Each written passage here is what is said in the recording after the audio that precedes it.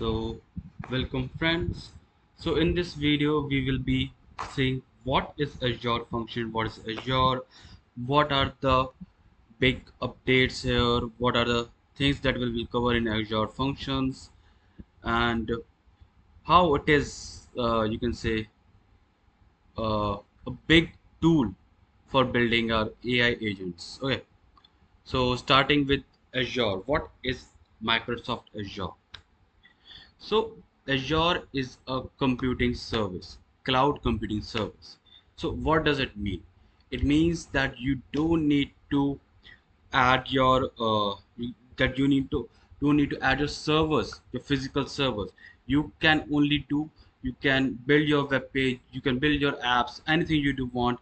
You can upload that app in the Azure servers, and all the things, the database, all the triggers, all the events that will be handled by the Azure servers, and you have to pay as you go.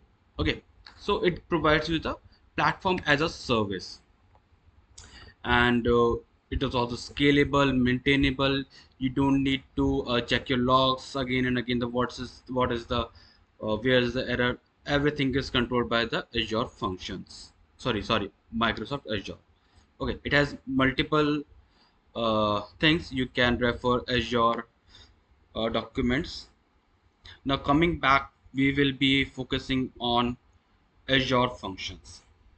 So what are Azure functions?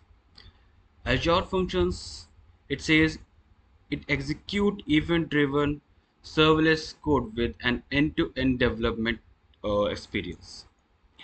It designs serverless apps and agents in the language of your choice while focusing on business logic.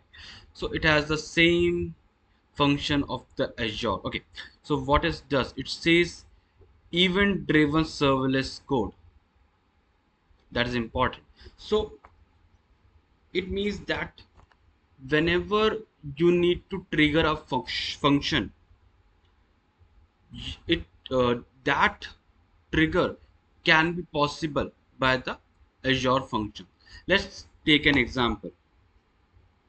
Suppose a user has registered to your website, and after the registration process completion, you want to send an email to the person with his or her specific details. Okay, so after the completion, it will trigger the Azure function, the HTTP trigger. It will trigger that, and it will send an email to that user with the values, and the values could be dynamic. Okay, so that's the main function. There are multiple functions like HTTP trigger, blob trigger, timer trigger, queue trigger. These all are the sub triggers of the Azure functions. You can refer the official website of the Azure function,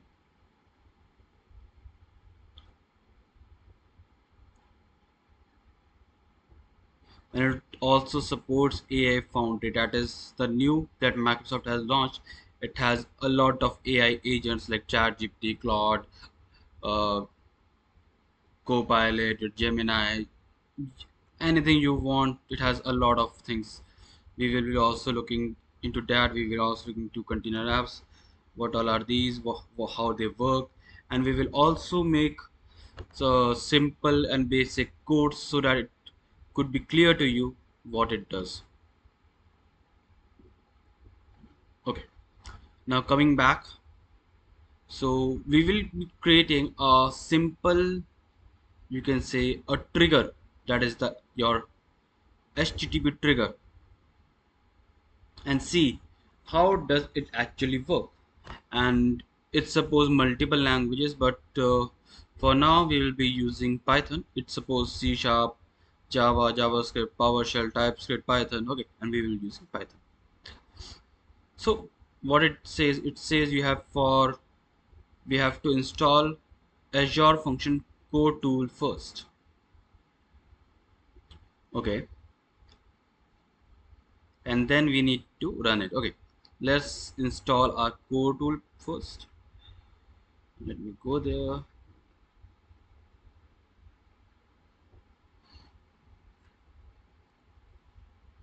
Okay, so I don't need this. And all the development we will be doing in VS Code. First, you need to install.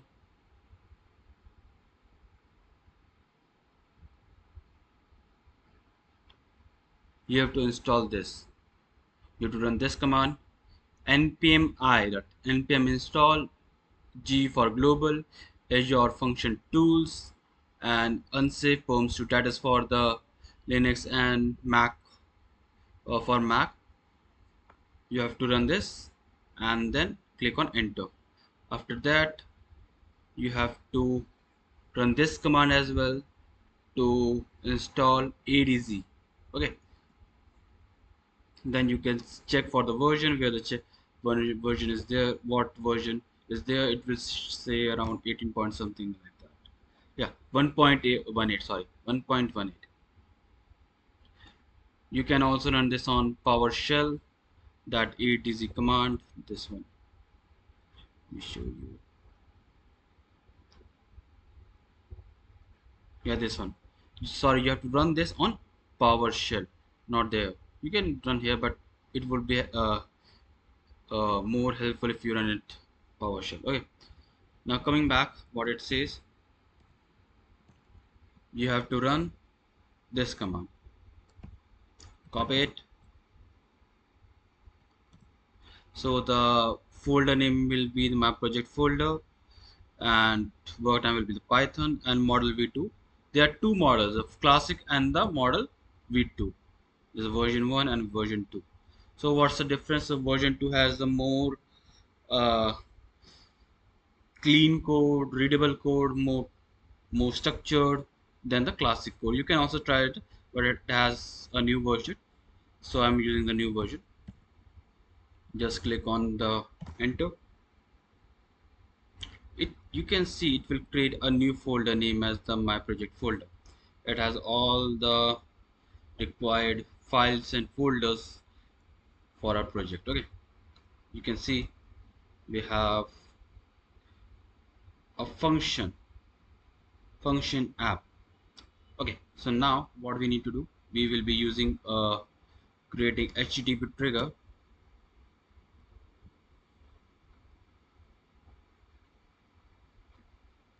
We will be creating a HTTP trigger.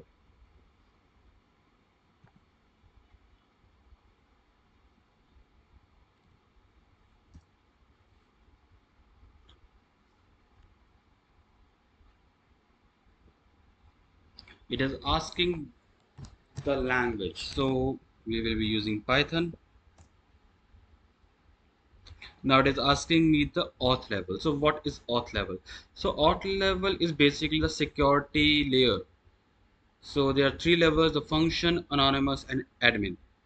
So functions mean that it has, whenever you trigger the your function, you have to pass a password, or you can say pass key to the API. Then only the if the password is correct, then only it will execute the function.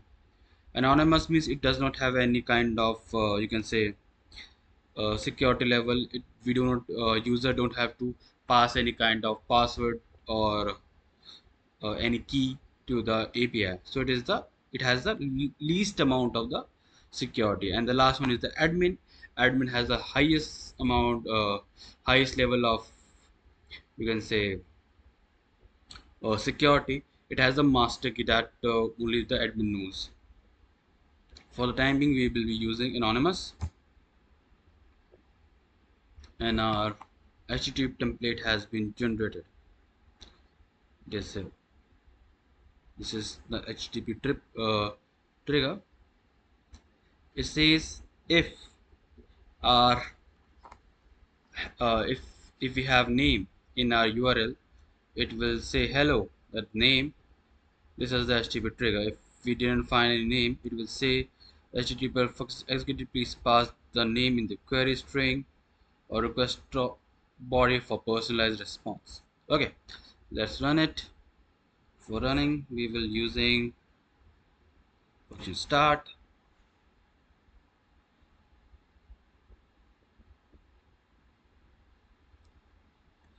Found the version Python. Okay, wait. Yeah. So we got our URL. Let's copy it, or you can also click Control and click on here. It will start here. So we just pass the name. We will pass the name. So it will say, you can see, just hello Yeshu. This HTTP trigger executed successfully. So it's a very small example of how you can use your HTTP trigger function. You can also use Azure portal, but it is not free. It is has so I think $200 free credits to it. After that, you need to pay. You can also do it with the Azure portal, and I'm using the VS Code version. And similarly, you can use timer function. So what is timer function? That means, let's take an example.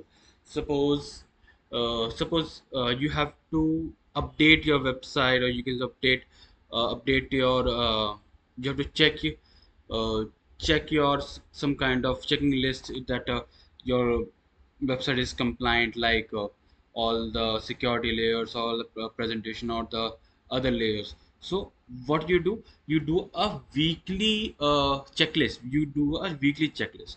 So you can create a your function, that is the timer function. After on every Sunday, it will do a weekly.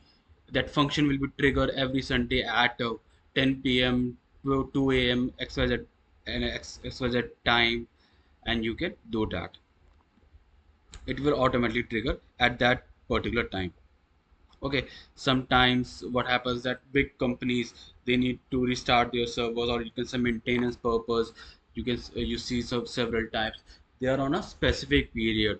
So what they do, they create a timer function, and that particular time, what they do, they do several tasks that is predefined in the Azure function.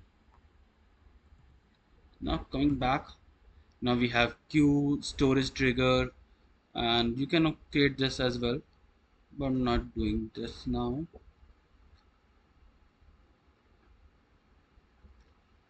We have to start, we need func start. Okay, so function, to install the func, I already told you, you can, you have to run this command. Just a minute.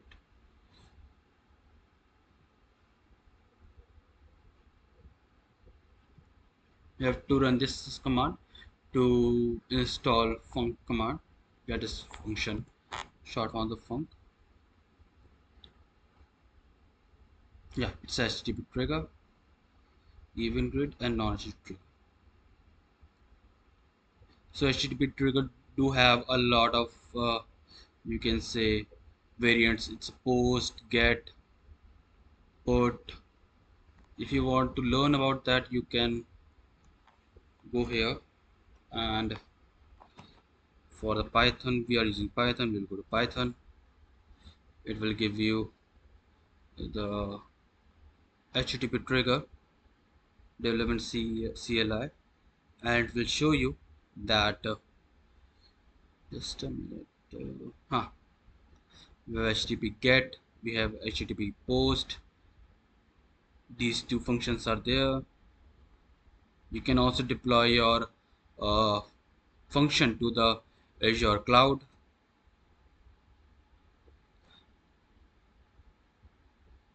So to deallocate resources, we can use ADZ down. So that's all for now. If you have any query regarding the HTTP trigger, you can know me in the comment section. And just for your sake, I have also created uh, a timer function. Let me also show you that. That would be helpful. I think I didn't name any folder name. Just a minute. This one. Let me just open it.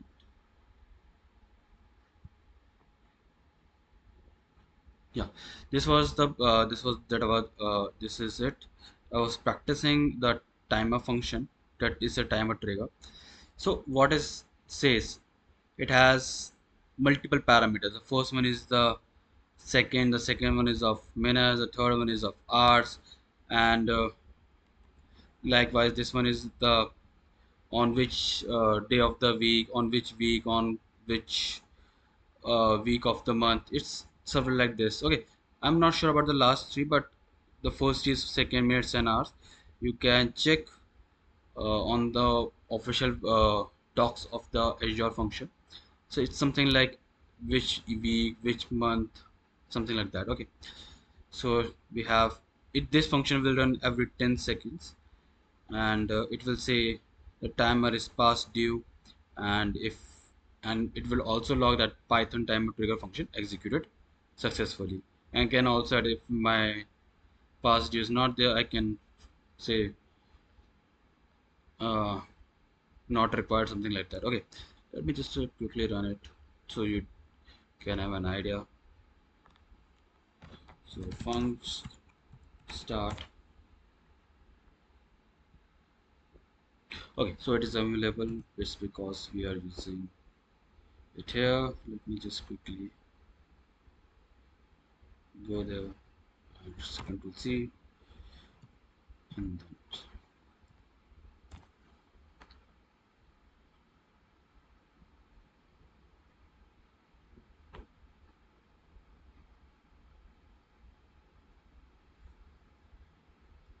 there these are two trigger, HTTP trigger and timer trigger. So once I go there, it should give me this will work.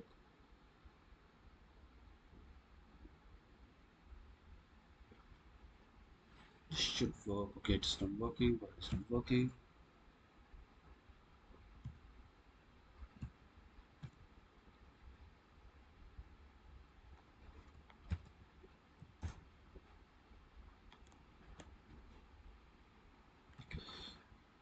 Okay,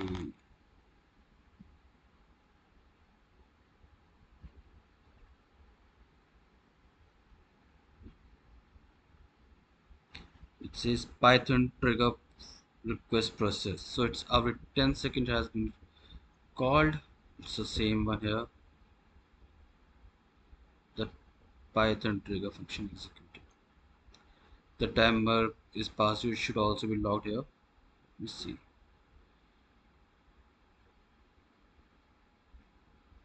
Executed Python request.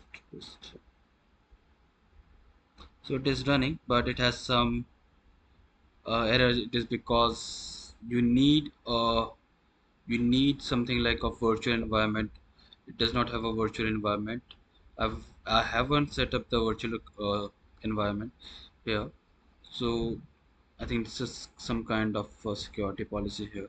You need to store the values when it is executed, what are the date and time, all these things. So I need to set up in the Azure portal for, so then only it can work properly for the storage one. Okay, so I will look into this, and till then, if you have any doubts regarding the Azure HTTP trigger, do let me know in the comment section. And yeah, it came. Hello issue, and do let me know in the comment section. And don't forget to like and subscribe. Thank you for watching my video.